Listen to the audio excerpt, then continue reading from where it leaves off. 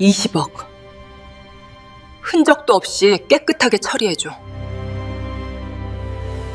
평범한 며느리였던 제가 대기업 이사로 승진한 바로 그날 시어머니는 제 목숨값으로 20억을 불렀습니다. 무능한 시동생을 그 자리에 앉히기 위해서였죠.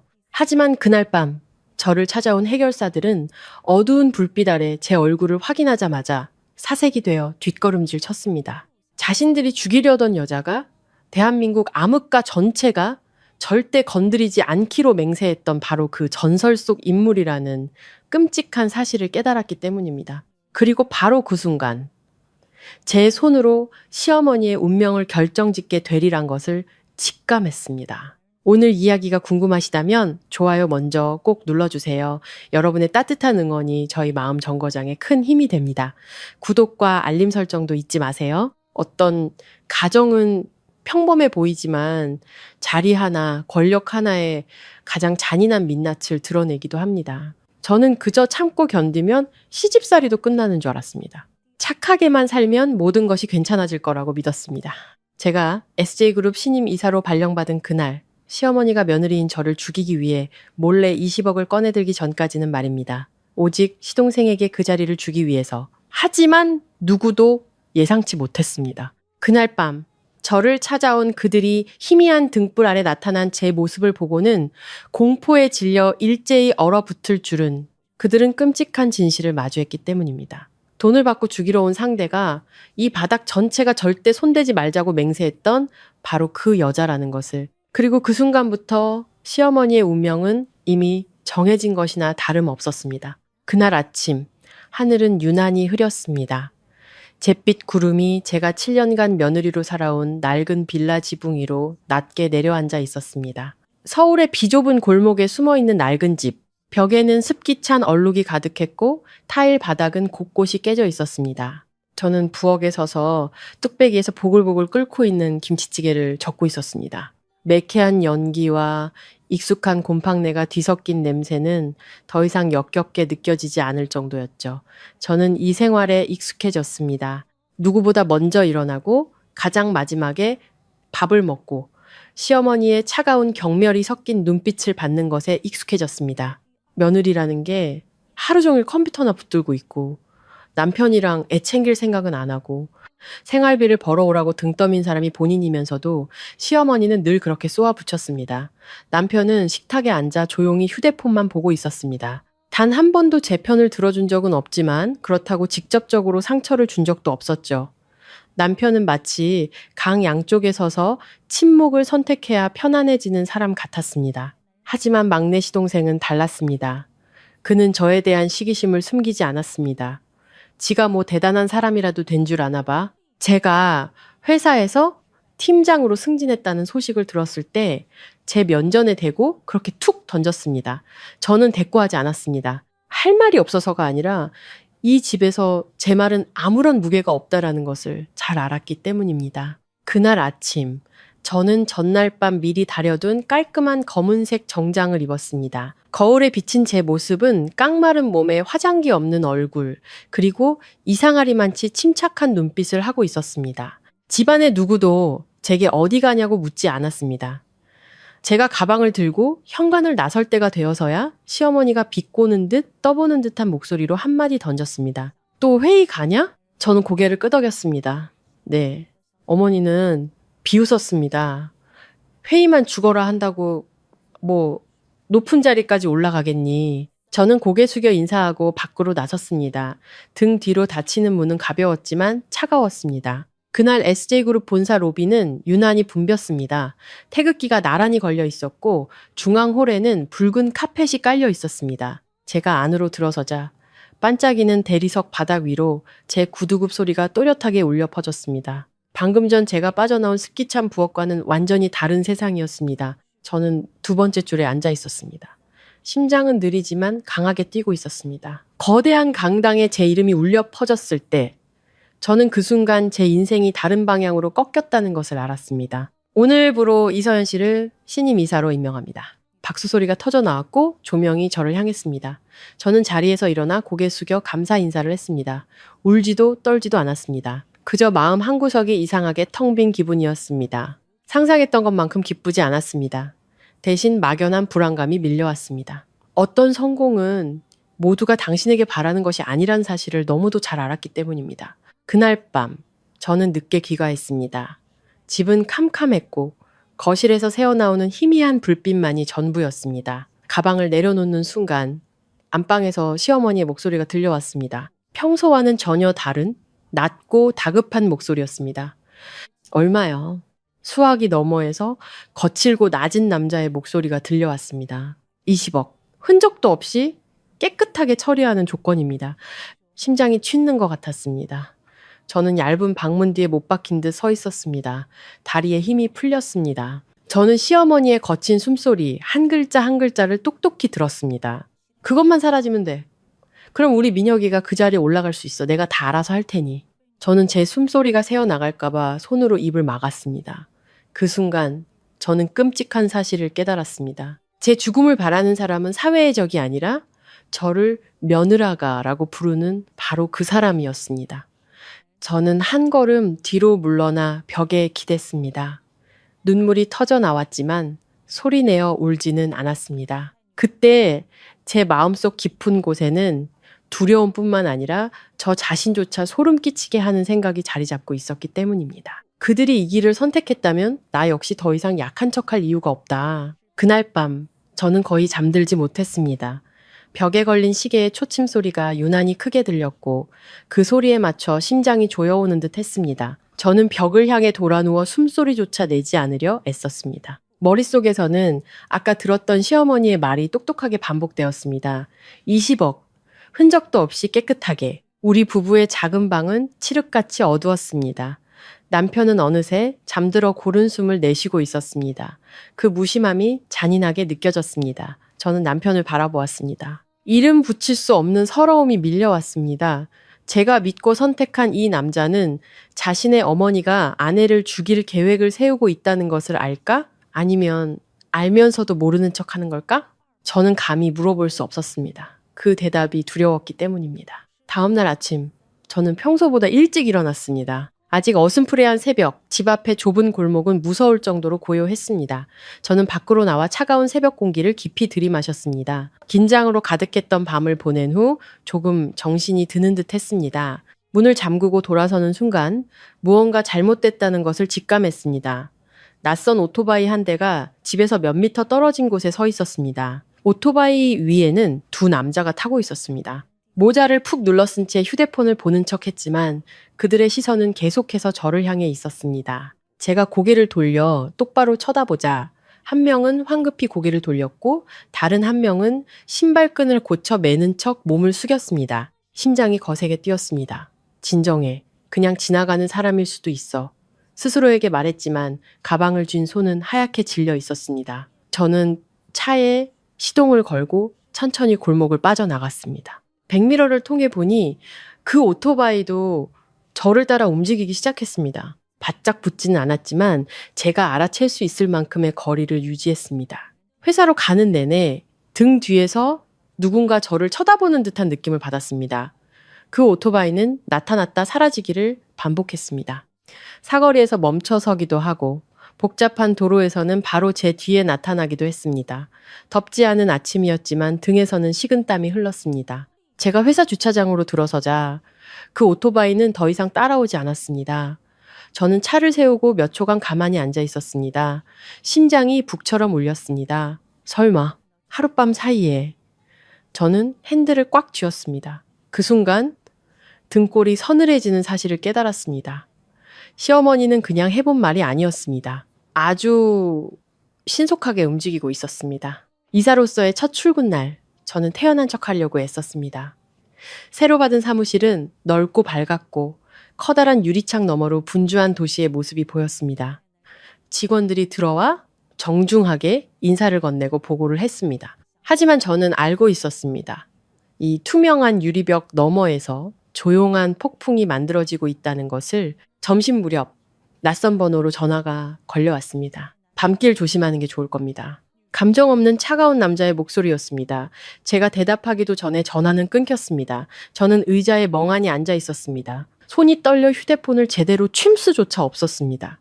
더 이상 의심이 아니었습니다. 저는 표적이 되었습니다. 그날 저녁 집에 돌아오자 시어머니는 아무 일 없었다는 듯 거실에서 TV를 보고 있었습니다. 저를 보며 고개를 들었는데 그 눈빛이 무서울 정도로 인자했습니다. 왔니, 아가? 다정한 목소리로 물었습니다. 저는 고개를 끄덕이며 표정을 유지하려 애썼습니다. 머릿속에서는 오토바이를 탄 두 남자와 낮에 걸려온 전화가 겹쳐졌습니다. 이사됐다고 며느리 본분 잊으면 안 된다. 어머니는 미소를 지으며 덧붙였습니다. 저는 대답 없이 고개를 숙였습니다. 하지만 제 마음속에서는 그 어느 때보다 차갑고 분명한 목소리가 울리고 있었습니다. 그들이 내 죽음을 원한다면 나는 반드시 살아남아야 한다. 그리고 그들이 두려워할 만큼 강하게 살아남아야 한다. 밤은 빠르게 깊어졌고 부슬부슬 내리는 비가 차가운 기운을 몰고 와 문틈으로 스며들었습니다. 집 앞의 작은 골목은 이상할 정도로 조용했고 노란 가로등 불빛이 빗물에 젖은 길 위로 번지고 있었습니다. 저는 방 안에서 얇은 커튼 틈으로 밖을 내다보았습니다. 심장은 느리지만 무겁게 뛰었습니다. 저조차 감히 이름 붙일 수 없는 무언가를 기다리는 것처럼. 남편은 늦게 돌아왔습니다. 그는 조용히 저녁을 먹으며 휴대폰을 들여다봤습니다. 시어머니는 맞은편에 앉아 있었습니다. 그 태연한 표정은 사정을 모르는 사람이 본다면 여느 때와 다름없는 평화로운 저녁 식사라고 생각할 정도였습니다. 내일은 일찍 들어오너라. 요즘 길이 흉흉해서. 시어머니가 부드러운 목소리로 말했습니다. 저는 고개를 들어 어머니를 보았습니다. 그 눈빛은 더 이상 평범한 시어머니의 눈빛이 아니었습니다. 차갑고 깊고 진심 어린 걱정은 조금도 담겨 있지 않았습니다. 저는 고개를 끄덕였습니다. 네. 단 한마디였지만 제 속에서는 모든 세포가 비명을 지르고 있었습니다. 밤 11시쯤 온 가족이 잠든 시간이었습니다. 저는 침대에 누워 뜬 눈으로 어두운 천장을 바라보았습니다. 밤의 작은 소음 하나하나가 저를 놀라게 했습니다. 멀리서 들려오는 개 짖는 소리, 바람이 나뭇가지를 스치는 소리, 그리고 골목 밖에서 들려오는 아주 희미한 발소리. 그냥 지나가는 소리가 아니라 멈춰서는 소리였습니다. 저는 숨을 죽였습니다. 창문 틈으로 보니 젖은 시멘트 바닥 위로 사람의 그림자가 길게 드리워져 있었습니다. 하나, 둘, 그리고 셋. 그림자들이 겹쳐졌습니다. 어둠 속에서 불꽃이 반짝였습니다. 누군가 담배에 불을 붙이고 있었습니다. 왔구나. 등골이 오싹해졌습니다. 손을 뻗어 휴대폰을 잡으려다 멈췄습니다. 누구에게도 전화하지 않았습니다. 도움이 필요 없어서가 아니라 오늘 밤은 오직 저 혼자 그들을 상대해야 한다는 것을 알았기 때문입니다. 문을 두드리는 소리가 들렸습니다. 똑똑똑 강하지도 급하지도 않았지만 심장을 쥐어짜는 듯한 소리였습니다. 안에 누구 없습니까? 거칠고 낮은 남자의 목소리가 문 밖에서 들려왔습니다. 저는 대답하지 않았습니다. 1초, 2초, 3초. 문이 살짝 흔들리기 시작했습니다. 발로 차는 것이 아니라 차가운 경고처럼 밀어보는 느낌이었습니다. 저는 자리에서 일어나 천천히 문으로 걸어갔습니다. 머릿속에는 저녁에 거실에 앉아있던 시어머니의 모습이 선명하게 떠올랐습니다. 그 인자했던 미소가 이제는 구역질이 날 것 같았습니다. 문을 열자 가로등 불빛이 제 얼굴에 쏟아졌습니다. 문 앞에는 3명의 남자가 서 있었습니다. 어두운 색 점퍼에 건장한 체격, 그리고 칼날처럼 날카롭고 차가운 눈빛. 앞에선 남자가 주머니에 손을 꽂은 채 저를 위아래로 훑어보았습니다. 당신이? 그는 말을 흐렸습니다. 저는 그의 시선을 피하지 않고 똑바로 섰습니다. 제 얼굴에는 두려움도 도전적인 기색도 없었습니다. 그저 이상할 정도로 평온했습니다. 그러자 남자의 표정이 멈칫했습니다. 그의 눈빛이 차가움에서 경악으로 변했습니다. 그는 뒤에 있는 두 사람을 돌아보며 나직하게 말했습니다. 잠깐. 분위기가 순식간에 가라앉았습니다. 뒤에 있던 남자 중 한 명이 저를 유심히 쳐다보더니 얼굴이 하얗게 질렸습니다. 그의 손이 미세하게 떨리며 들고 있던 담배가 빗물 웅덩이 속으로 떨어져 꺼졌습니다. 아니야. 말도 안 돼. 그가 중얼거렸습니다. 저는 그들의 눈을 똑바로 보며 낮고 분명한 목소리로 말했습니다. 사람 잘못 찾아오셨네요. 그 말에 세 남자는 동시에 한 걸음 뒤로 물러섰습니다. 그 순간 저는 확신했습니다. 그들은 제가 누구인지 알아봤고 그들을 고용한 사람은 그들에게 진실을 말해주지 않았다는 것을. 그때 집안에서 소리가 들렸습니다. 시어머니가 방문을 열고 나오며 날카롭게 물었습니다. 누구야? 새 남자는 더 이상 아무 말 없이 아주 빠르게 돌아서서 사라졌습니다. 골목은 다시 아무 일도 없었다는 듯 정적에 휩싸였습니다. 시어머니는 문 앞에 멍하니 서서 그들의 뒷모습을 보다가 저를 돌아보았습니다. 그녀의 눈에 처음으로 숨기지 못한 공황 상태가 비쳤습니다. 네가 아는 사람들이냐? 목소리가 갈라져 나왔습니다. 저는 아주 희미하게 미소 지었습니다. 지난 7년간의 며느리 생활 동안 어머니가 단 한 번도 본 적 없는 미소였습니다. 아니요, 저는 천천히 대답했습니다. 하지만 그 사람들은 저를 아는 것 같네요. 그날 밤 이후 집은 이전과 같지 않았습니다. 이상한 소음이 더해져서가 아니라 집안의 침묵의 색깔이 변했기 때문입니다. 다음날 아침, 저는 동이 트기 전에 잠에서 깼습니다. 희미한 햇살이 창틈으로 들어와 차가운 바닥을 비추고 있었습니다. 방을 나섰을 때 모든 것은 그대로였지만 무언가가 깨져버렸고 다시는 붙일 수 없다는 것을 알았습니다. 시어머니는 아주 이른 시간부터 식탁에 앉아 있었습니다. TV도 보지 않고 잔소리도 익숙한 비아냥도 없었습니다. 그녀 앞에는 언제 식었는지 모를 커피가 놓여 있었습니다. 테이블 위에 놓인 그녀의 손은 마디가 하얗게 될 정도로 꽉 쥐어져 있었습니다. 저를 보자 고개를 들었습니다. 그 눈빛은 더 이상 이 집의 권력자의 것이 아니었습니다. 두려움에 떠는 사람의 눈빛이었습니다. 어젯밤 그녀가 갈라진 목소리로 입을 열었습니다. 내 친구들이었니? 저는 의자를 끌어당겨 앉아 천천히 물 한 잔을 따랐습니다. 제 모든 행동은 마치 어젯밤 아무 일도 없었다는 듯 평온했습니다. 저도 누구인지 모릅니다. 저는 그녀를 똑바로 보지 않고 대답했습니다. 제 평온함은 그녀를 더욱 불안하게 만들었습니다. 그런데 왜 그냥 돌아간 건데?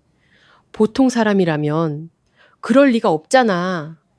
그녀는 억지로 강한 척하며 목소리를 높였습니다. 저는 고개를 들어 이번에는 그녀의 눈을 똑바로 쳐다보았습니다. 어떤 사람들은 저는 한 글자 한 글자 또박또박 말했습니다. 얼굴만 봐도 건드리면 안 된다는 걸 아는 법이죠. 그 말은 보이지 않는 칼날처럼 식탁 위로 떨어졌습니다.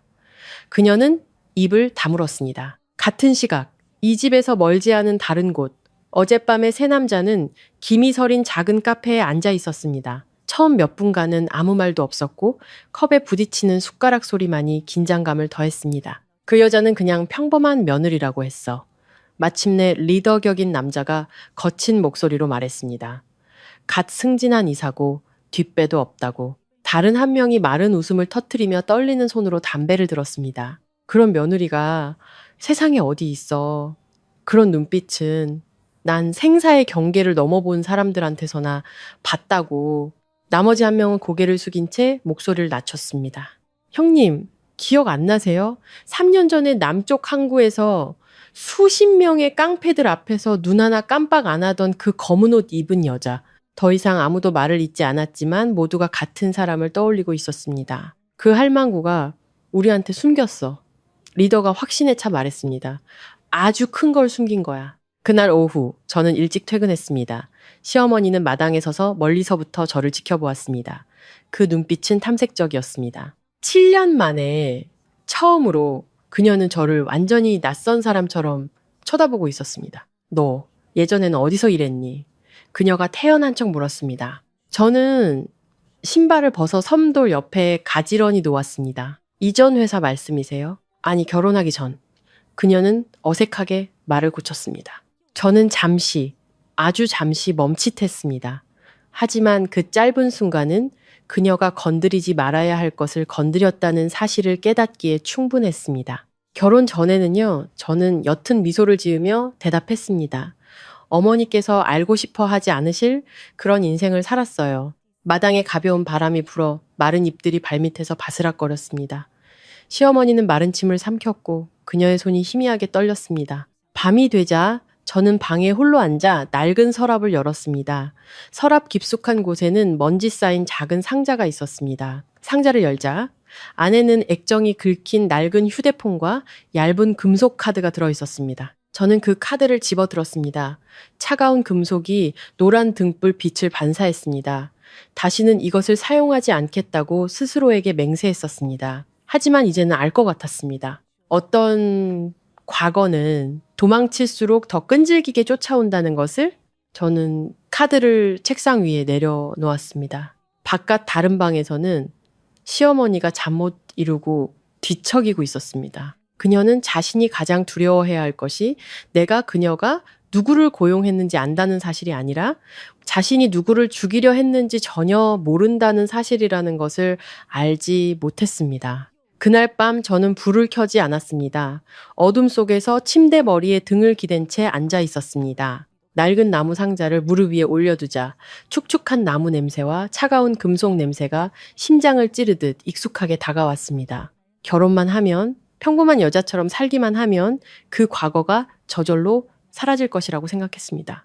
하지만 저는 틀렸습니다. 과거는 죽지 않았습니다. 그저 잠들어 있다가 깨워줄 나를 기다리고 있었을 뿐입니다. 낡은 휴대폰을 집어들었습니다. 모서리가 깨지고 배터리는 거의 닳아 있었습니다.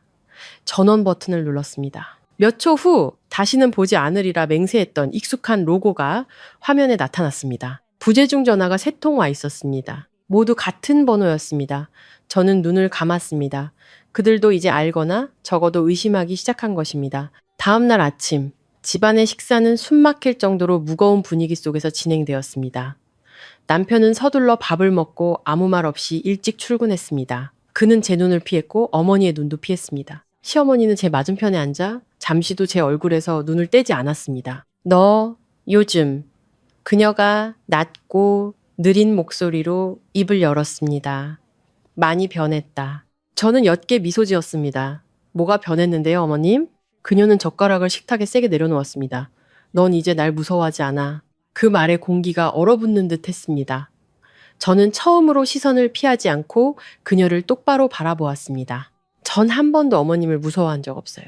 시어머니는 말을 잇지 못했습니다. 아마 그때서야 그녀가 순종이라고 생각했던 것이 사실은 제 침묵의 선택이었다는 것을 깨달았을 것입니다. 그날 점심, 저는 평소보다 일찍 회사를 나섰습니다. 집으로 가지 않았습니다. 차는 도시의 소음에서 벗어나 낡은 건물들이 늘어선 외곽의 작은 길로 접어들었습니다.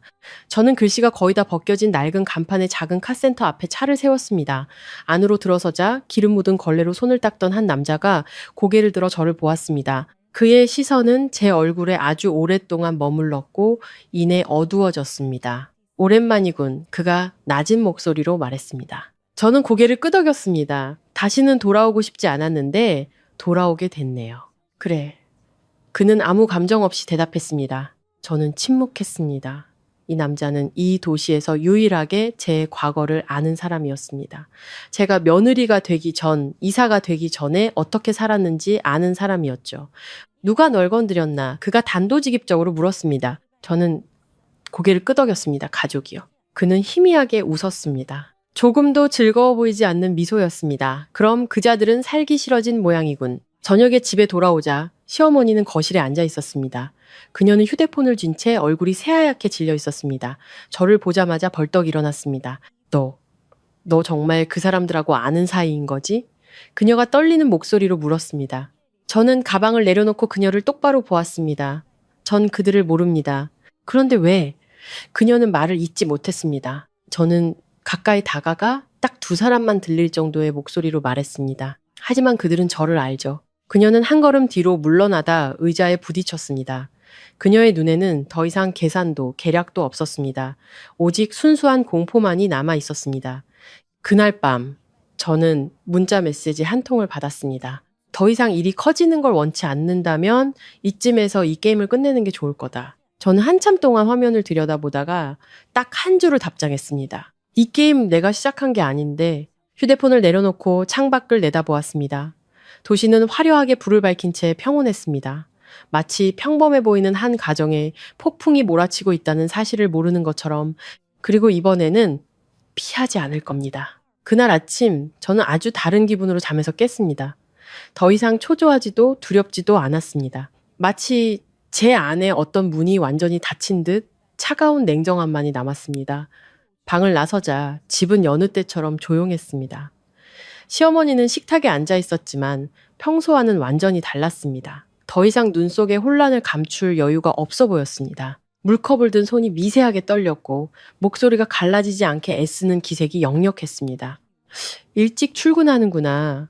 그녀가 어색하게 물었습니다. 네. 저는 태연하게 대답했습니다.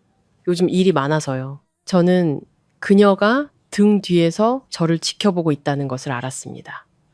탐색하고 두려워하고 의심하는 눈으로. 하지만 돌아보지 않았습니다. 제가 잠 못 이루게 만든 사람이 누구인지 보지 않아도 알 수 있었으니까요. 같은 시각, 낡은 버스터미널 근처의 작은 술집.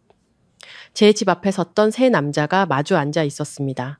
테이블 위에는 두툼한 봉투가 놓여 있었습니다. 돈은 충분했습니다. 돈은 받았지만 리더격인 남자가 봉투를 맞은편으로 밀며 말했습니다. 우린 이 일에서 빠지겠다. 맞은편에 앉은 여자는 말하지 않아도 누구인지 알 수 있었습니다. 그녀는 경악했습니다. 빠지다니? 아직 일이 끝나지도 않았는데 그녀가 쏘아붙였습니다. 이 일? 남자가 말을 끊었습니다. 그의 눈빛은 얼음장 같았습니다.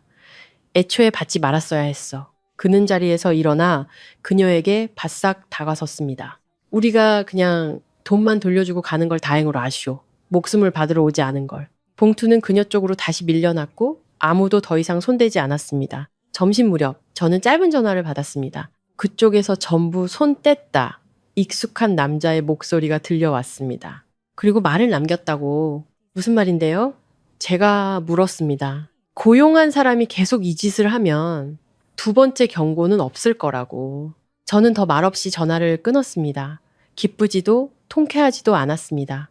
그저 모든 것이 제자리로 돌아가고 있을 뿐이었습니다. 그날 오후 제가 집에 돌아왔을 때 집안 분위기는 무겁게 가라앉아 있었습니다. 시어머니는 거실에 앉아 있었고 앞에는 화면이 켜졌다 꺼지기를 반복하는 휴대폰이 놓여 있었습니다. 누군가에게 전화를 걸었지만 받지 않는 듯 했습니다. 제가 들어서는 것을 보자 그녀는 마치 현장을 들킨 사람처럼 화들짝 놀랐습니다. 너 왔구나? 목소리가 완전히 갈라져 있었습니다. 저는 가방을 내려놓고 천천히 신발을 벗었습니다. 네. 그녀는 자리에서 일어나 제게 다가왔습니다. 몇 년 만에 처음으로 그녀의 목소리는 거의 애원하는 것처럼 낮아졌습니다. 저번에 그 사람들 내가 한 거 아니야. 저는 돌아보지 않고 멈춰 섰습니다. 전 묻지 않았어요. 저는 조용히 말했습니다. 그러니 어머님도 설명하실 필요 없어요. 그 말에 그녀는 의자에 주저앉았습니다. 제가 더 이상 그녀에게서 진실을 필요로 하지 않을 때 그녀는 통제권을 완전히 잃었다는 것을 깨달았기 때문입니다. 밤이 되자 저는 방에 홀로 앉아 노트북을 켜고 회사 내부 시스템에 접속했습니다.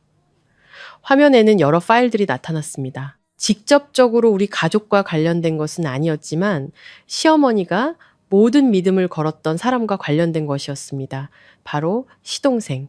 저는 아무것도 건드리지 않았습니다. 아직은. 그저 읽고 기억하고 저장했습니다. 가장 효과적인 반격은 즉시 공격하는 것이 아니라 가장 적절한 때를 기다리는 것이라는 것을 잘 알았기 때문입니다. 거실에서는 시어머니가 잠 못 이루고 서성였습니다. 그녀의 발소리는 무겁고 혼란스러웠습니다. 그녀는 이 순간부터 자신의 모든 결정이 제 통제하에 놓이게 되리라는 것을 알지 못했습니다. 그리고 그녀를 가장 두려움에 떨게 할 것은 내가 무엇을 할 것인가가 아니라 내가 언제 시작할 것인가를 전혀 알 수 없다는 사실이었습니다. 그날 아침 저는 평소보다 일찍 회사에 도착했습니다. 도시는 아직 잠에서 덜 깬 듯했고 막 떠오른 햇살이 고층 빌딩 사이를 비집고 들어와 차가운 사무실 유리창에 반사되었습니다. 저는 사무실에 들어와 외투를 가지런히 걸고 블랙커피 한 잔을 내렸습니다. 익숙한 쓴맛이 정신을 이상하리만치 맑게 해주었습니다. 오늘이 바로 제가 시작하는 날이었습니다. 노트북을 켜고 내부 관리 시스템에 접속했습니다. 마치 잘 짜인 체스판처럼 모든 폴더가 제 눈앞에 질서정연하게 나타났습니다. 큰일을 벌일 필요는 없었습니다. 그저 올바른 체스말 하나를 움직이면 충분했습니다. 시동생의 이름이 몇몇 비정상적인 지출 내역과 함께 떠올랐습니다. 성급하게 체결된 계약들, 그리고 아는 사람이 아니면 누구도 신경 쓰지 않을 숫자들. 저는 희미하게 미소 지었습니다. 기뻐서가 아니라 확신에 차서 같은 시각. 집에서는 시어머니가 안절부절 못하고 있었습니다. 그녀는 거실을 서성이며 휴대폰을 들고 있었지만 누구에게도 전화하지 않았습니다. 돈을 돌려받은 그날 이후 그녀는 계속해서 불안에 떨며 살았습니다. 전화벨이 울릴 때마다 화들짝 놀랐습니다. 말도 안 돼. 그녀가 중얼거렸습니다. 걘 그냥 내 며느리일 뿐이야. 하지만 그녀의 마음속에서는 다른 두려움이 자라나고 있었습니다. 만약 그냥 며느리가 아니라면 점심이 다 될 무렵 회사 인사팀이 술렁이기 시작했습니다. 짧은 내용의 내부 이메일이 전체에 발송되었습니다. 누구의 이름도 거론되지 않았습니다. 그저 일부 불투명한 회계 자료에 대한 재검토 착수를 알리는 내용이었습니다. 단 한 통의 이메일이었지만 문제가 있는 사람들에게는 밤의 노크 소리처럼 들렸을 겁니다. 시동생은 즉시 어머니에게 전화했습니다. 엄마 큰일 났어. 전화기 너머 그의 목소리는 공포에 질려 있었습니다. 회사에서 옛날 서류들 다시 검토한대. 시어머니의 얼굴이 하얗게 질렸습니다. 너 뭐 잘못한 거 있니? 난 그냥 위에서 시키는 대로 사인만 했어. 그가 더듬거렸습니다. 어머니의 손이 떨렸습니다. 그녀는 며칠 전 제 평온했던 눈빛과 전 묻지 않았으니 어머님도 설명하실 필요 없어요 라고 했던 말을 떠올렸습니다. 그때서야 그녀는 깨달았습니다. 제가 모든 것을 보고 있었다라는 것을. 오후에 저는 짧은 회의에 소집되었습니다. 회의실 분위기는 긴장감이 감돌았습니다. 시동생은 제 맞은편에 앉아 있었습니다. 에어컨이 강하게 돌아가고 있었지만 그의 이마에는 식은땀이 송골송골 맺혀 있었습니다. 그는 제 눈을 피했고 손에 쥔 펜을 마디가 하얗게 될 정도로 꽉 쥐고 있었습니다. 저는 서류를 넘기며 평온한 목소리로 말했습니다. 몇 가지 항목은 추가적인 해명이 필요해 보입니다. 큰 문제는 아니지만 투명하게 할 필요가 있겠네요. 그뿐이었습니다. 비난도 다그침도 결론도 없었습니다. 하지만 저는 그가 두려워하고 있다는 것을 똑똑히 볼 수 있었습니다. 그날 저녁 제가 집에 돌아왔을 때 시어머니는 거실에서 저를 기다리고 있었습니다. 불이 전부 켜져 있지 않아 방은 반쯤 어둡고 반쯤 밝았습니다. 그녀는 저를 한참 동안 바라보다가 불쑥 갈라진 목소리로 물었습니다. 너 지금 뭐 하는 거니? 저는 가방을 내려놓고 그녀를 보았습니다. 제 책임과 의무를 다하고 있을 뿐입니다. 네가 원하는 게 뭐야? 그녀가 떨리는 목소리로 단도직입적으로 물었습니다. 저는 잠시 침묵하다가 대답했습니다. 조용히 살고 싶어요. 그녀는 마른 웃음을 터뜨렸습니다. 조용히 살고 싶다는 애가 이런 짓을 해? 저는 처음으로 피하지 않고 그녀의 눈을 똑바로 쳐다보았습니다. 조용히 산다는 건 더 이상 아무도 저를 건드릴 엄두를 내지 못하게 만드는 거예요. 그녀는 한 걸음 뒤로 물러섰습니다. 그날 밤 저는 발코니에 서서 텅 빈 거리를 내려다보았습니다. 밤바람이 익숙한 냄새를 실어왔습니다. 제 마음속에는 더 이상 망설임이 없었습니다. 첫 번째 공격은 시작되었습니다. 아무도 다치지 않았지만 모두가 자신이 표적이 되었다는 것을 알게 되었습니다. 그리고 저는 알았습니다. 이 순간부터 그들의 모든 걸음은 더 큰 실수를 낳게 되리라는 것을. 공황에 빠진 자들의 가장 큰 실수는 멈추는 법을 모른다는 것입니다. 회의가 끝난 후 시동생은 이틀 밤을 뜬 눈으로 지새웠습니다. 더 이상 사무실에 가만히 앉아있지 못하고 계속해서 안절부절 못했습니다. 누군가 지나갈 때마다 불안하게 주위를 살폈고 그의 전화통화는 점점 잦아졌으며 목소리는 낮아졌습니다. 사무실 문은 항상 굳게 닫혀 있었습니다. 저는 모든 것을 보았지만 아무 말도 하지 않았습니다. 사람은 두려울 때 스스로를 드러내는 법이니까요. 사흘째 되던 날 오후 내부 감사팀에 익명의 이메일 한 통이 도착했습니다. 길지도 애원하지도 직접적으로 고발하지도 않았습니다. 그저 첨부된 일련의 문서들과 짧은 한 문장이 전부였습니다. 이 서류들은 혼자가 아닙니다. 저는 사무실에서 그 이메일을 읽었습니다. 유리창 너머로 쏟아지는 햇살은 너무 밝아서 어떤 모호함도 허용하지 않았습니다. 확인하지 않아도 누가 보냈는지 알 수 있었습니다. 제가 아니었습니다. 바로 시동생이었습니다. 그는 스스로를 구하기 위해 배신을 선택한 것입니다. 같은 시각 집에서는 시어머니가 결코 받고 싶지 않았던 전화를 받았습니다. 이제 당신 몸이나 챙기시지. 수학이 넘어 남자의 목소리는 차가웠습니다. 다시는 우리 쪽에 연락하지 마시오. 그게 무슨 말이에요? 그녀가 허둥댔습니다. 이제부터 상대방의 목소리가 낮아졌습니다. 당신이 기댈 곳은 아무데도 없다는 뜻이지. 전화가 끊겼습니다. 휴대폰이 그녀의 손에서 떨어져 마룻바닥에 부딪히며 메마른 소리를 냈습니다. 시어머니는 의자에 주저앉았습니다. 수십 년 만에 처음으로 그녀는 자신이 완전히 혼자가 되었다는 것을 느꼈습니다. 돈도 사람도 권력도 없이 그날 저녁 시동생은 아주 늦게 귀가했습니다. 그는 모든 사람을 피해 곧장 자기 방으로 들어갔습니다. 하지만 저는 그의 마음속이 엉킨 실타래 같다는 것을 알았습니다. 그는 공을 어머니 쪽으로 넘겼고 이제 누가 먼저 짓밟힐지 기다리고 있었습니다. 시어머니가 복도에서 그를 기다리고 있었습니다. 너 무슨 짓을 한 거냐? 그녀의 목소리는 떨렸지만 날카로웠습니다. 시동생은 고개를 숙였습니다. 나도 어쩔 수 없었어. 네, 엄마를 팔아넘겨? 그녀가 눈물을 흘리며 소리쳤습니다. 아니! 그가 맞받아쳤습니다. 애초에 엄마가 날 이 일에 끌어들였잖아. 그 말은 비수 같았습니다. 저는 방 안에서 모든 것을 똑똑히 들었습니다. 밖으로 나가지 않았습니다. 제가 나타날 필요가 없었습니다. 이 가족은 저를 해치려던 자들이 결코 예상치 못했던 방식으로 스스로 무너져 내리고 있었습니다. 깊은 밤. 저는 또 다른 문자 메시지를 받았습니다. 이번에는 협박도 돌려 말하는 것도 없었습니다. 우리는 더 이상 관여하지 않겠다. 하지만 이것만은 알아둬라. 내 옆에 있는 그놈은 이제 그 누구에게도 충성하지 않을 거다. 저는 그 글자를 한참 동안 바라보다가 미소 지었습니다. 마지막 가면이 떨어졌다는 의미였으니까요. 저는 자리에서 일어나 노트북을 켜고 짧은 글을 작성했습니다. 바로 보내지는 않았습니다. 저장해두고 발송 예약을 걸었습니다. 오늘은 아니었습니다. 아직 때가 아니었죠. 저는 잘 알고 있었습니다. 적들이 서로를 물어뜯기 시작할 때 가장 현명한 방법은 가만히 서서 지켜보는 것이라는 것을 바깥에서는 집이 무거운 침묵에 잠겨 있었습니다. 더 이상 다툼도 평온한 척하는 연기도 없었습니다. 그저 모두가 두려워하는 그 무언가를 기다리는 사람들만이 남아 있었습니다. 그리고 저는 이 이야기의 진짜 전환점이 이제 막 시작되었음을 알았습니다. 그날 아침 회사의 분위기는 더 이상 평범하지 않았습니다.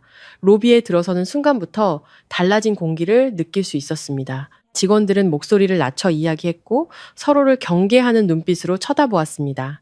여전히 고개 숙여 인사는 했지만 그 뒤에는 호기심과 걱정 그리고 두려움이 서려 있었습니다. 조사가 공식적으로 시작된 것입니다. 저는 내부 감사팀으로부터 긴급회의 소집 통보를 받았습니다. 시간은 짧았고 내용은 명시되지 않았지만 그물이 다 쳐졌다는 것을 알 수 있었습니다. 회의실의 공기는 얼음장처럼 차가웠습니다. 시동생은 테이블 끝에 앉아 있었습니다. 그의 얼굴은 눈에 띄게 창백했고 두 손을 깍지 낀 채 놓지 못했습니다. 그는 누구도 쳐다보지 못했고 특히 저를 쳐다보지 못했습니다. 각자의 앞에는 얇은 서류철이 놓여 있었지만 죄가 있는 자의 심장을 미친 듯이 뛰게 하기에 충분했습니다. 몇 가지 불일치하는 부분을 발견했습니다. 감사 책임자가 입을 열었습니다. 관련된 각 개인의 해명이 필요합니다. 시동생의 이름이 불렸습니다.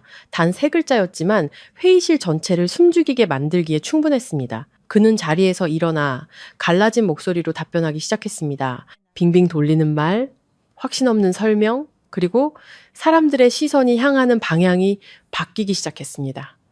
저는 가만히 앉아 있었습니다. 말하지도 쳐다보지도 않았지만 이 순간부터 그에게 더 이상 돌아갈 길이 없다는 것을 알았습니다. 같은 시각 집에서는 시어머니가 더 이상 가만히 있지 못했습니다. 그녀는 남편에게 계속해서 전화를 걸었습니다.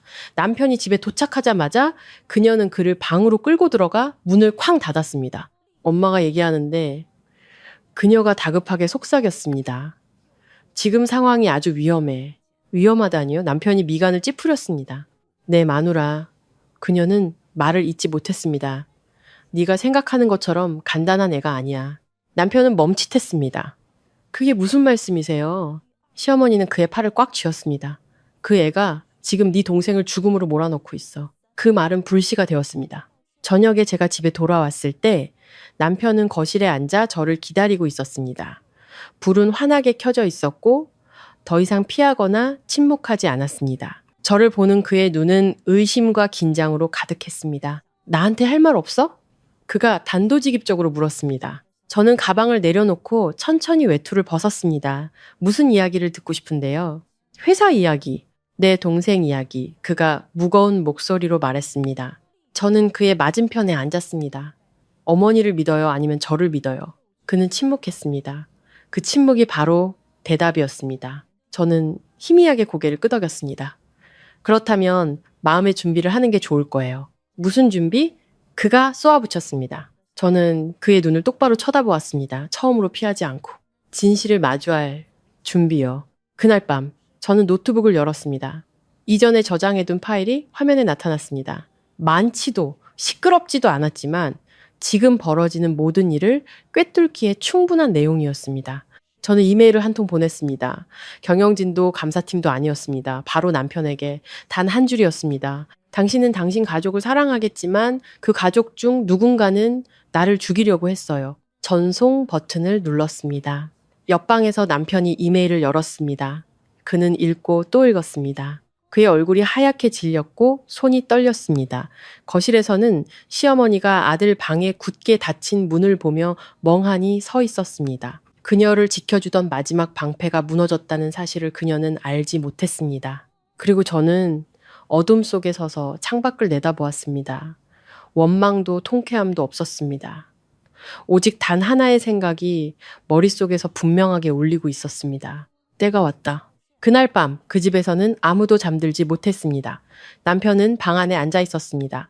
스탠드 불빛이 그의 창백한 얼굴 위로 떨어졌습니다. 제가 보낸 이메일은 여전히 화면에 열려 있었고 한 글자 한 글자가 그의 가슴을 짓누르는 듯 했습니다. 그는 제가 오해한 것이라고 증명할 문장을 찾으려는 듯 읽고 또 읽었지만 없었습니다.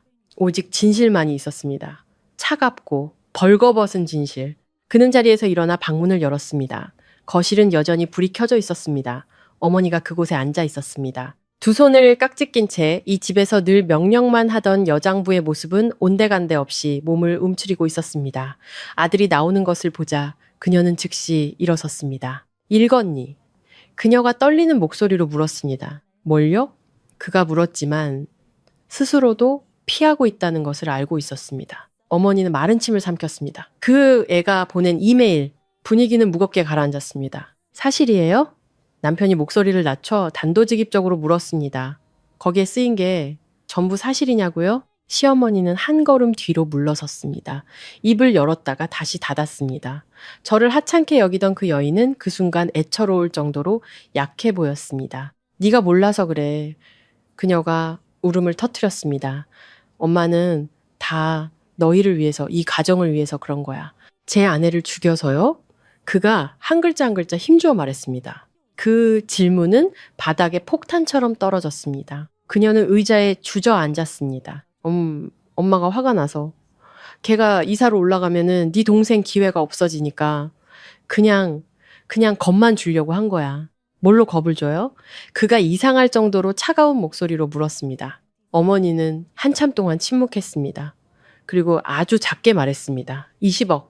남편은 그 자리에 못 박힌 듯 서 있었습니다. 20억으로 뭘 하려고요?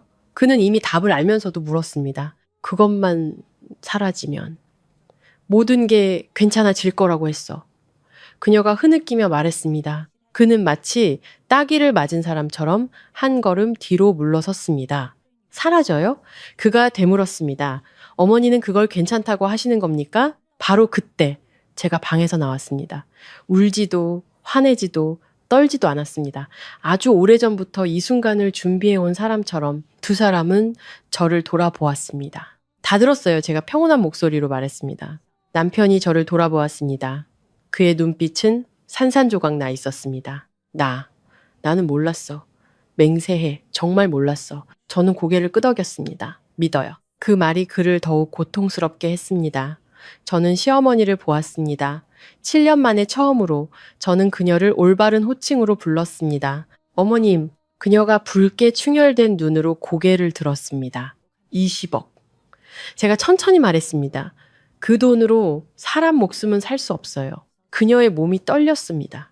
네가 원하는 게 뭐니? 저는 잠시 침묵했습니다. 진실이 제자리에 놓이는 걸 원해요. 제가 대답했습니다. 그리고 잘못한 사람은 그 대가를 치러야죠. 일을 크게 만들려는 거냐? 그녀가 공포에 질렸습니다. 저는 조금의 약한 기색도 없이 그녀를 똑바로 쳐다보았습니다. 일은 이미 너무 커졌어요. 남편은 의자에 주저앉았습니다. 그는 모든 것이 숨길 수 있는 범위를 넘어섰다는 것을 깨달았습니다. 밖에서는 비가 내리기 시작했습니다. 빗방울이 유리창을 두드리는 소리가 마치 카운트다운처럼 규칙적으로 들렸습니다. 저는 방으로 돌아가 노트북을 열었습니다. 마지막 파일이 준비되어 있었습니다. 이 순간부터 저는 더 이상 이 이야기의 피해자가 아니었으니까. 그리고 가장 먼저 대가를 치러야 할 사람은 제가 아니었습니다. 다음날 아침 저는 바로 회사로 가지 않았습니다. 회색 건물 앞에 차를 세웠습니다. 간판은 단순했고 과시적이지 않았습니다. 이곳은 진실을 숨기고 싶은 사람들을 위한 곳이 아니었습니다. 결과를 마주할 준비가 된 사람들만을 위한 곳이었습니다. 저는 심호흡을 한번 하고 차문을 열었습니다. 조용한 사무실에서 저는 중년의 한 남자와 마주 앉았습니다. 그는 엄격한 표정에 날카롭지만 차갑지 않은 눈빛을 하고 있었습니다. 저는 장황하게 늘어놓지도 울지도 말을 보태지도 않았습니다. 그저 통화 녹음 파일, 협박 문자, 송금 내역, 그리고 간결하고 명확한 진술서를 책상 위에 올려놓았습니다. 확실합니까? 그가 저를 한참 동안 바라보며 물었습니다. 이 일을 시작하면 다시는 되돌릴 수 없습니다. 저는 고개를 끄덕였습니다. 저는 충분히 오랫동안 두려움 속에서 살았습니다. 그는 잠시 침묵하다가 서류철을 덮었습니다. 저희가 착수하겠습니다. 바로 그 순간 모든 것이 새로운 국면으로 접어들었음을 알았습니다. 회사에서는 긴급 공지가 내려왔습니다. 조사 협조를 위해 관련자 직위 해제, 시동생의 이름이 명단에 올라와 있었습니다. 더 이상 모호하지도 돌려 말하지도 않았습니다. 그가 확신했던 그의 경력은 조각조각 무너지기 시작했습니다. 점심 무렵 시어머니가 저를 찾아왔습니다. 이번에는 거실에 앉아있지도 명령하지도 비난하지도 않았습니다. 그녀는 제 방문 밖에 서 있었습니다.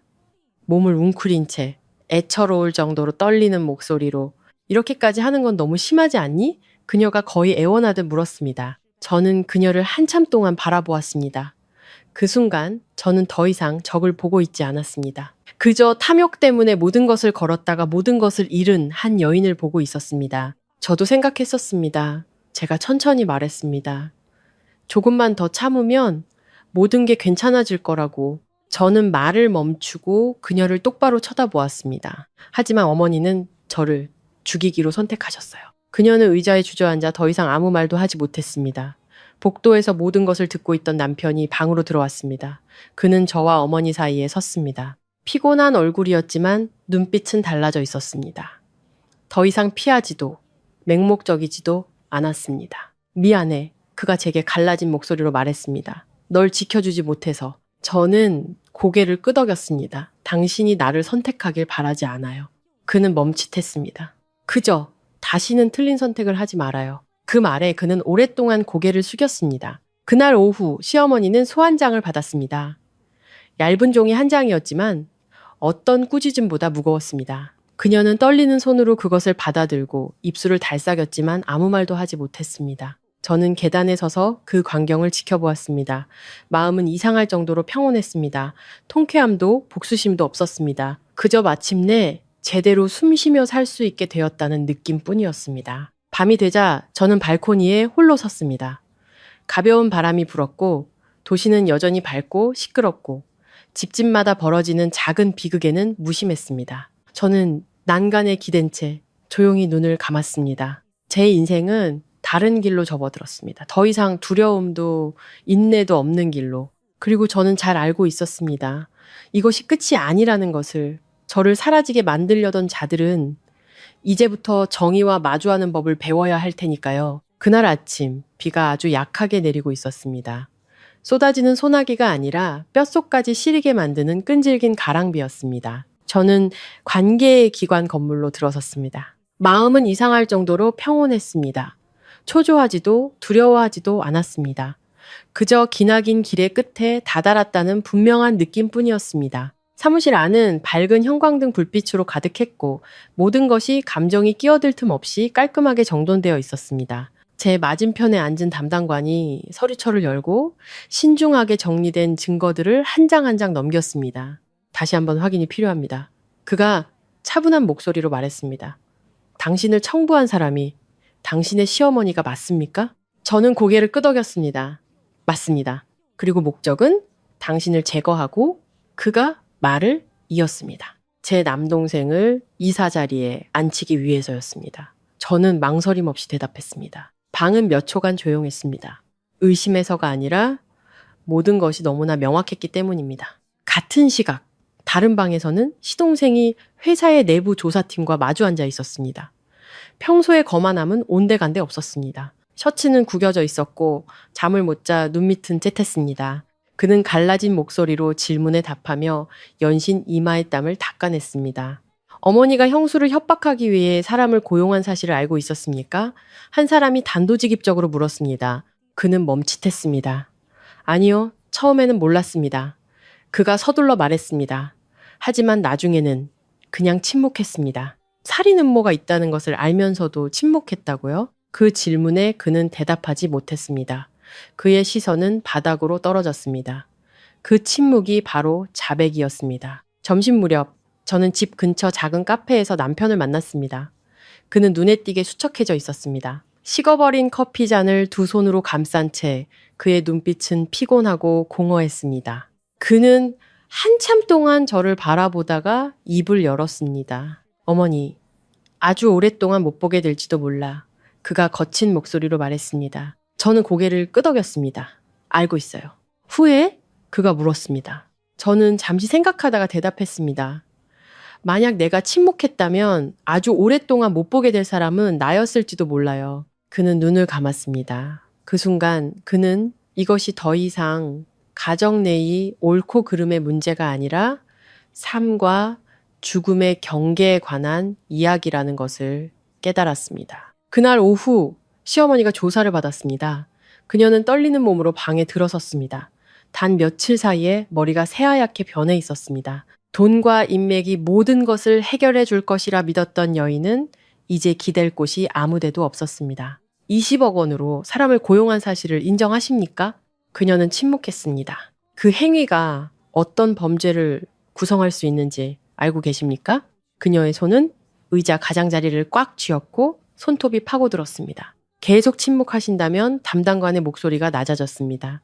모든 사실은 증거에 따라 판단될 것입니다. 시어머니가 울음을 터뜨렸습니다. 저예요. 그녀가 눈물 속에서 말했습니다. 제가 했어요, 그냥. 그것만 사라지면 모든 게 괜찮아질 거라고 생각했어요. 그 말은 닫힌 방 안에서 가볍지만 판결처럼 무겁게 울려 퍼졌습니다. 그날 저녁, 저는 아주 늦게 집에 돌아왔습니다. 익숙한 집은 이제 텅 비어 차갑게 느껴졌습니다. 더 이상 잔소리도 감시하는 눈빛도 없었습니다. 저는 수년간 조용한 전쟁터였던 거실 한가운데 서서 제가 살아남았다는 것을 깨달았습니다. 운이 좋아서가 아니라 감히 진실을 말했기 때문에 창문을 열자 밤바람이 비냄새와 도시의 불빛을 싣고 불어왔습니다.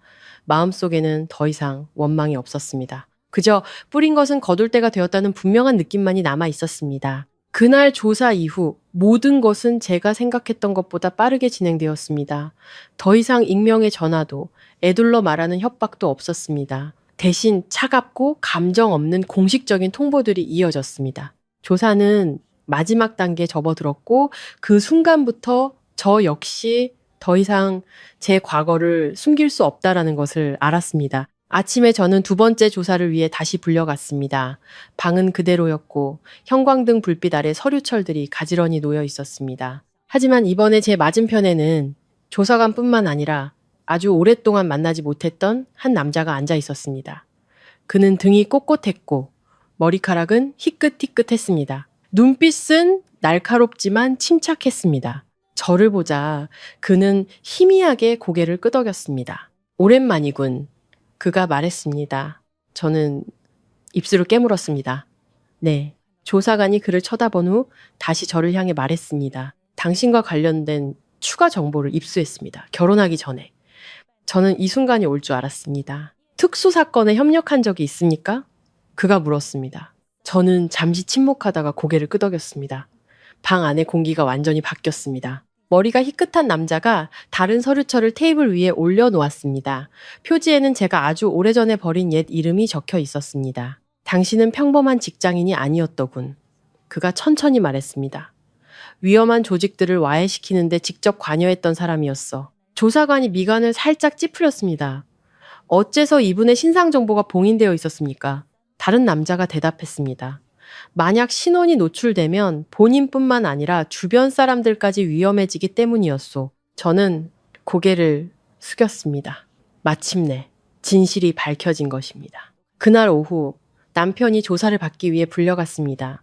그는 대기실에서 저와 마주 앉았습니다. 마치 긴 악몽에서 막 깨어난 사람처럼 멍한 눈빛이었습니다. 당신, 그가 말을 더듬었습니다. 예전에. 대체 누구였던 거야? 저는 그를 한참 동안 바라보다가 조용히 말했습니다. 정체가 드러나면 신분을 바꿔서 살아가야만 했던 사람이요. 그는 굳어버렸습니다. 그날 밤 우리 집에 찾아왔던 사람들, 제가 말을 이었습니다. 어머니가 무서워서가 아니라 나를 알아봤기 때문에 도망친 거예요. 그는 마른 침을 삼켰습니다. 뭘 알아봤는데? 저는 그의 눈을 똑바로 쳐다보았습니다. 절대 손대선 안 된다고 경고받았던 사람이라는 걸요. 같은 시각 시어머니는 집에 있었습니다. 그녀는 텅 빈 방에 홀로 앉아 있었습니다. 앞에는 식어버린 찻잔이 놓여 있었습니다. 그녀의 전화는 더 이상 울리지 않았습니다. 아무도 전화를 받지 않았고 아무도 돕지 않았습니다. 머릿속에는 그녀를 숨막히게 하는 단 하나의 질문만이 맴돌았습니다. 내가 그런 사람을 죽이려고 사람을 보냈단 말인가? 생전 처음으로 그녀는 깨달았습니다. 세상에는 죽이고 싶다고 죽일 수 있는 사람이 따로 있다는 것을, 그리고 어떤 실수는 결코 바로잡을 기회가 주어지지 않는다는 것을. 밤이 되자 저는 발코니에 서서 불빛 아래 펼쳐진 도시를 내려다보았습니다. 바람이 지난 세월에 익숙한 감각을 실어왔습니다. 저는 어둠 속에서 살았고 도망쳤고 이름을 바꿨습니다. 다시는 그 삶으로 돌아가지 않겠다고 맹세했습니다. 하지만 오늘 저는 깨달았습니다. 제가 과거로 돌아간 것이 아니라 과거가 저를 찾아온 것이라는 것을. 그리고 이번에는 도망치지 않을 겁니다. 그날 오후 집은 전례 없는 무거운 침묵에 잠겼습니다. 누구도 서로에게 말을 걸지 않았습니다. 할 말이 없어서가 아니라 어떤 말이든 이제는 무의미해졌기 때문입니다. 시어머니는 거실에 홀로 앉아 있었습니다. 그녀 앞에는 방금 전달받은 서류철이 놓여 있었습니다. 조사 기록 사본, 차갑고 명확한 글자들이 변명의 여지를 주지 않았습니다. 그녀는 떨리는 두 손으로 종이를 들고 페이지 끝에 짧은 한 문단에 시선을 고정했습니다. 대상자는 과거 특수신변 보호를 받았으며 관련 규정에 따라 개인정보는 봉인 처리됨. 그녀는 그 문장을 몇 번이고 되뇌었습니다. 그리고 고개를 들어 저를 보았습니다.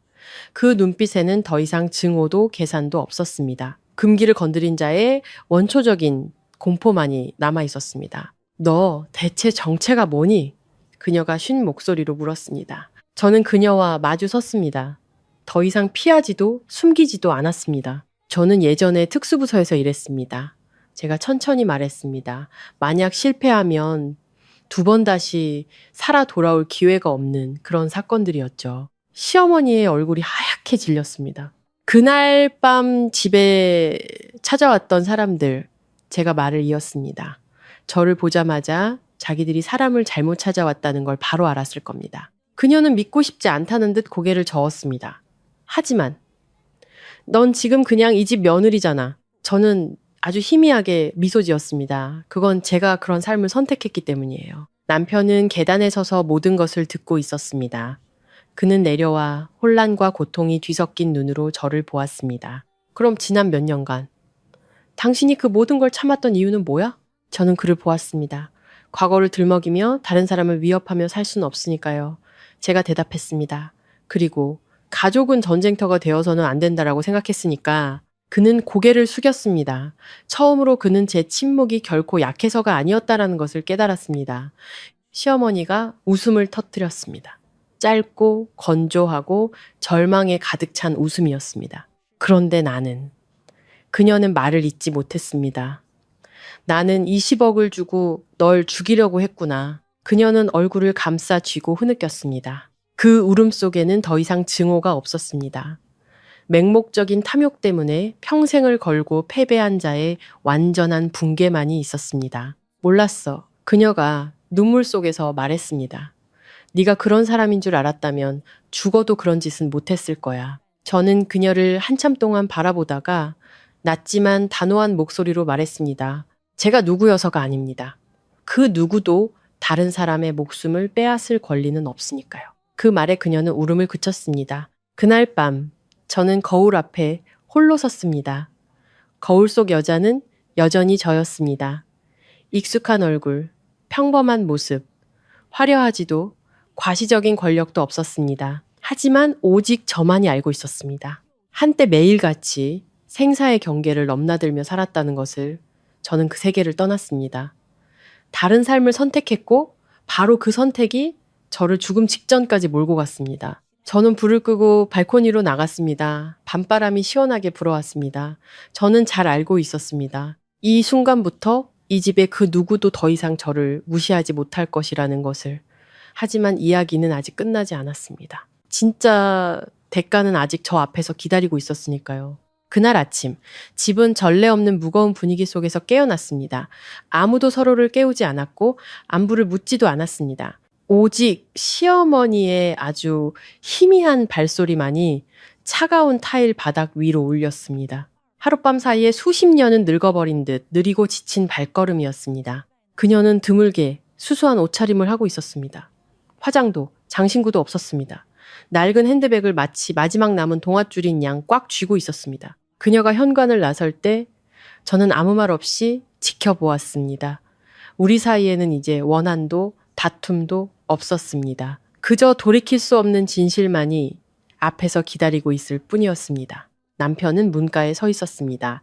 벽에 등을 기댄 채 얼굴이 하얗게 질려 있었습니다. 무언가 말하고 싶어 했지만 이내 포기했습니다.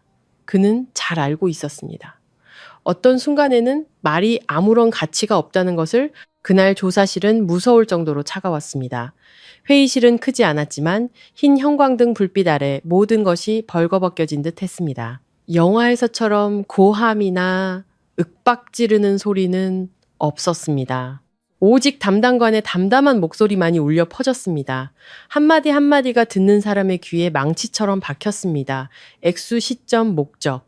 모든 것이 제자리에 놓였고 더하거나 빼는 것 없이 시어머니가 답변할 차례가 되자 그녀는 오랫동안 가만히 앉아 있었습니다. 두 손은 깍지 낀 채 떨리고 있었습니다. 그녀의 시선은 책상 바닥을 향한 채 모든 것을 피했습니다. 마치 보지 않으면 진실이 사라질 것이라고 믿는 사람처럼. 20억 원으로 사람을 고용한 행위를 인정하십니까? 질문은 간결하고 차갑게 울렸습니다. 아무도 재촉하지 않았습니다. 오직 기다릴 뿐. 아주 오랜 시간이 흐른 후 그녀는 고개를 끄덕였습니다. 아주 희미한 끄덕임이었지만 모든 퇴로를 차단하기에 충분했습니다. 네, 단 한마디. 하지만 그 말이 터져 나오자 그녀의 온몸이 무너져 내리는 듯 했습니다. 한때 온 가족을 호령하고 타인의 목숨을 자신의 야망보다 가볍게 여겼던 여인은 이제 기댈 곳이 아무데도 없었습니다. 밖에서는 시동생이 기다리고 있었습니다. 더 이상 자신감 넘치지도 도전적인 눈빛을 하지도 않았습니다.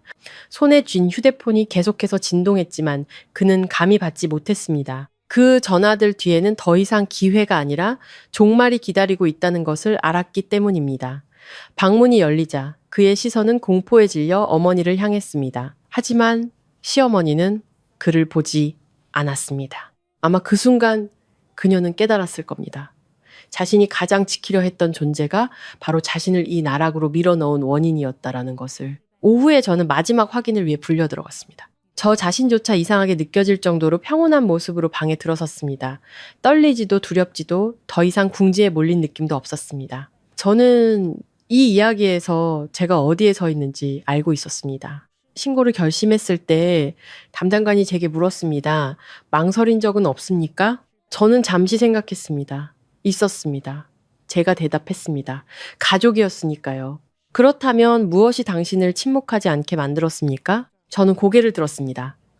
제가 계속 침묵했다면 죽는 건 저였을 테니까요. 방은 쥐 죽은 듯 조용했고 아무도 더 묻지 않았습니다. 그날 저녁 우리는 침묵 속에서 집으로 돌아왔습니다. 시어머니는 자기 방으로 들어가 조용히 문을 닫았습니다. 더 이상 잔소리도 명령도 없었습니다. 오직 자신이 저지른 결과를 마주한 고독한 여인만이 남아 있었습니다. 남편은 거실에 오랫동안 앉아 있었습니다. 그는 저를 보았습니다. 피곤하고 산산조각 난 눈빛으로 일이 이렇게까지 될 줄은 몰랐어. 그가 말했습니다. 제가 낮은 목소리로 대답했습니다. 나는 아주 오래전부터 생각했어요. 그는 고개를 숙였습니다. 그 순간 저는 모든 보호막이 끝났다는 것을 깨달았습니다. 더 이상 누구도 누구를 대신의 짐을 짊어질 수 없었고 누구도 가족이라는 이름 뒤에 숨을 수 없었습니다. 밤이 되자 저는 창가에 홀로 서서 익숙한 거리를 내려다보았습니다.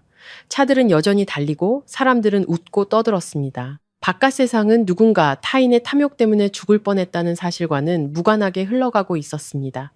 하지만 저에게는 그날부터 모든 것이 완전히 달라졌습니다. 진실이 밝혀진 이상 그 누구도 더 이상 그것을 덮을 자격이 없었으니까요. 그날 아침 시동생은 출근하지 않았습니다. 휴가라서가 아니라 더 이상 갈 곳이 없었기 때문입니다. 책상 위에 휴대폰이 계속해서 진동했지만 그때마다 그는 화들짝 놀랐습니다. 한때 형님, 부장님, 파트너라고 불렀던 이름들이 이제는 화면에 나타났다가 사라질 뿐이었습니다. 아무도 전화를 받지 않았고 문자에 답장하지 않았습니다. 마치 하룻밤 사이에 그가 자신의 것이라고 믿었던 세상에서 지워져 버린 것 같았습니다. 그는 소파에 멍하니 앉아 허공을 응시했습니다. 테이블 위에는 직위 해제 결정문이 놓여 있었습니다. 몇 줄의 건조한 검은 글씨, 긴 설명은 없었지만 모든 환상을 끝내기에 충분했습니다. 엄마가 다 알아서 해줄게. 돈으로 모든 것을 살 수 있다고 믿었던 시절, 시어머니는 그렇게 말했었습니다. 하지만 오늘은 누구도 누구를 책임져 줄 수 없었습니다. 점심 무렵, 그는 인사팀에서 걸려온 전화를 받았습니다. 상대방의 목소리는 매우 정중했지만 차가웠습니다. 오늘 중으로 관련된 모든 서류와 자산을 인수인계해 주시기 바랍니다. 그가 더듬거렸습니다. 시간을. 조금만 더 주시면 안 될까요? 안 됩니다. 상대방은 짧게 대답했습니다. 이것은 공식적인 결정입니다. 전화가 끊겼습니다. 그는 휴대폰을 내려놓고 두 손으로 머리를 감쌌습니다. 생전 처음으로 그는 완전히 버려진다는 것이 어떤 느낌인지 깨달았습니다. 오후에 그는 저를 찾아왔습니다. 더 이상 거만한 태도도 무시하는 눈빛도 없었습니다. 제 방문 앞에 오랫동안 서 있다가 겨우 용기를 내어 노크했습니다. 누나. 그의 목소리가 갈라져 나왔습니다. 내가 잘못했어. 저는 그를 보았습니다. 분노도 동정도 없는 그저 평온한 시선으로 언제부터 잘못했다고 생각하는데? 제가 물었습니다. 그는 고개를 숙였습니다. 엄마가 그런 짓을 하려는 걸 알면서도 막지 않았을 때부터. 그 대답이 바로 그를 빠져나올 수 없게 만든 것이었습니다. 만약에 제가 천천히 말했습니다. 일이 성공했다면 넌 뭘 얻었을 거라고 생각해? 그는 대답하지 못했습니다. 그리고 만약 실패했다면 제가 말을 이었습니다. 누가 그 결과를 책임질 거라고 생각했어? 그는 주먹을 꽉 쥐었습니다. 엄마가. 저는 고개를 끄덕였습니다. 그리고 너는? 그가 겁에 질린 눈으로 저를 올려다 보았습니다. 누나가 나 좀 도와주면 안 돼? 난 그냥 침묵했을 뿐이잖아. 직접 한 건 아무것도 없다고. 저는 아주 희미하게 고개를 저었습니다. 침묵. 제가 말했습니다. 이런 일에서 침묵은 무죄가 아니야. 그 말에 그의 얼굴이 하얗게 질렸습니다. 그날 저녁 온 가족은 침묵 속에서 식사했습니다. 아무도 서로에게 반찬을 집어주지 않았고 안부를 묻지도 않았습니다. 시동생은 거의 먹지 못했습니다. 젓가락을 내려놓을 때마다 손이 미세하게 떨렸습니다. 그는 감히 어머니를 쳐다보지 못했습니다. 시어머니는 한때 모든 기대를 걸었던 아들을 마주할 힘이 없는 듯 고개를 숙이고 있었습니다. 남편은 그 광경을 고통스럽지만 무력한 눈으로 바라보았습니다. 그는 이 가족이 이미 깨졌다는 것을 알았습니다. 저 때문이 아니라 너무 오랫동안 지속된 탐욕과 방관 때문이었습니다. 깊은 밤, 저는 시동생의 방문이 열리는 소리를 들었습니다. 그는 복도에 오랫동안 서 있다가 어둠 속으로 사라질 듯 작은 목소리로 말했습니다. 누나, 만약 그날 누나가 아무 말 안 했으면 모든 게 달라졌을까? 저는 그를 돌아보았습니다. 만약 그날 내가 아무 말 안 했으면 제가 대답했습니다. 아마 오늘 너는 내 무덤 앞에 서 있었을 거야. 그는 그 자리에 얼어붙었습니다. 저는 방문을 닫았습니다. 냉정해서가 아니었습니다. 어떤 교훈은 오직 대가를 치르는 사람만이 깨달을 수 있기 때문이었습니다. 그날 밤 시동생은 잠들지 못했습니다. 그리고 저는 아주 오랜만에 처음으로 편안하게 잠들 수 있었습니다. 그날 저녁 집에는 불이 전부 켜져 있지 않았습니다. 거실의 작은 스탠드에서 새어나오는 노란 불빛만이 각자의 얼굴을 희미하게 비추고 있었지만 눈 속 깊이 박힌 피로를 가리기에는 역부족이었습니다. 아무도 TV를 켜지 않았고 휴대폰을 만지지도 않았습니다. 모두가 마주하기 두려운 무언가를 기다리고 있는 듯 했습니다. 남편은 의자에 오랫동안 앉아 있었습니다.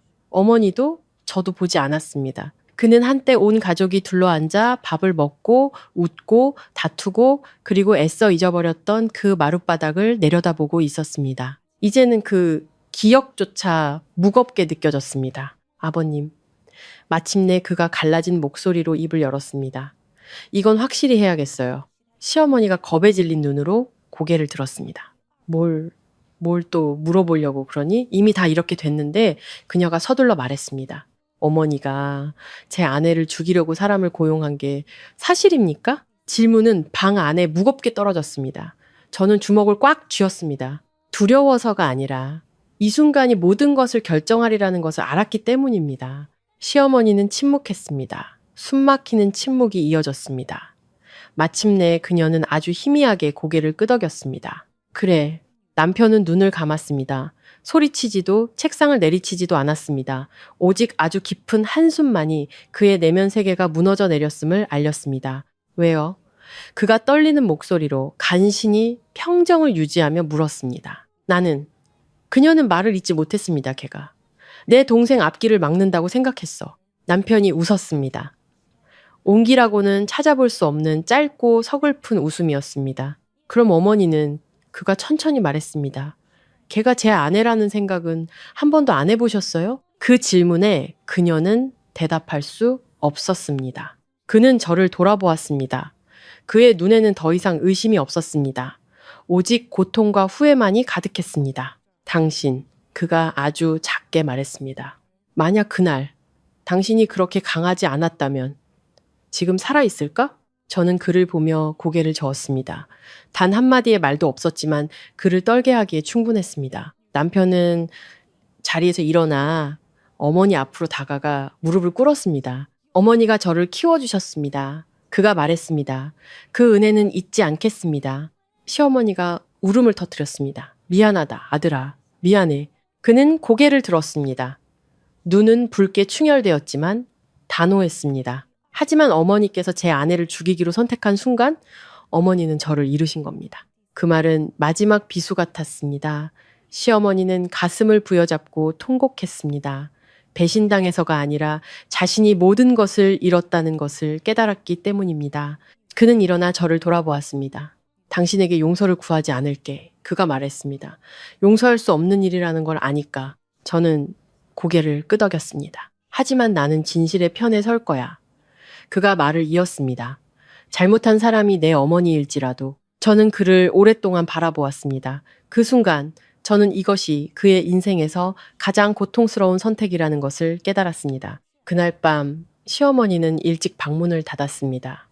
더 이상 기침 소리도 한숨 소리도 들리지 않았습니다. 오직 자신이 저지른 결과를 마주한 고독한 여인만이 남아 있었습니다. 남편은 새벽까지 발코니에 앉아 있었고 저는 방에 누워 있었습니다.